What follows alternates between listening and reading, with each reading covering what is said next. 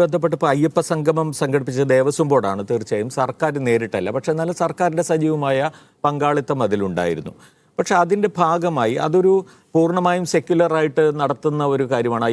ഒരുപക്ഷെ ശബരിമലയുമായി ബന്ധപ്പെട്ട മറ്റൊരു രീതിയിൽ നമുക്ക് കാണാനേ കഴിയില്ല. പക്ഷേ അതിലേക്ക് ഇപ്പോൾ ഉത്തർപ്രദേശ് മുഖ്യമന്ത്രി യോഗി ആദിത്യനാഥിനെ ക്ഷണിക്കേണ്ട കാര്യമുണ്ടായിരുന്നു. ഇല്ല, യോഗി ആദിത്യനാഥിൻ്റെ ഒരു സന്ദേശം വരുന്നതാണ് അതിൻ്റെ കാര്യത്തിലുണ്ടായത്. അതാണ് സംഭവിച്ചിട്ടുള്ളത്.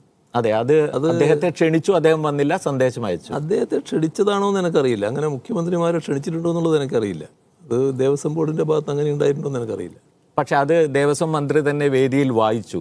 അത് ആളുകളെ സംബന്ധിച്ചിടത്തോളം ഒരു ഇടത് ഗവൺമെൻറ്റിൽ നിന്ന് പ്രതീക്ഷിക്കാത്ത ഒരു കാര്യമല്ലേ? അതൊരു മുഖ്യമന്ത്രി എന്നൊക്കെ സന്ദേശം അയച്ചപ്പോൾ വായിച്ചതായിരിക്കാനാണ് സാധ്യത. നമ്മളത് ഞാനതിൻ്റെ മറ്റു വിശദാംശങ്ങളിലേക്ക് പോയിട്ടില്ല.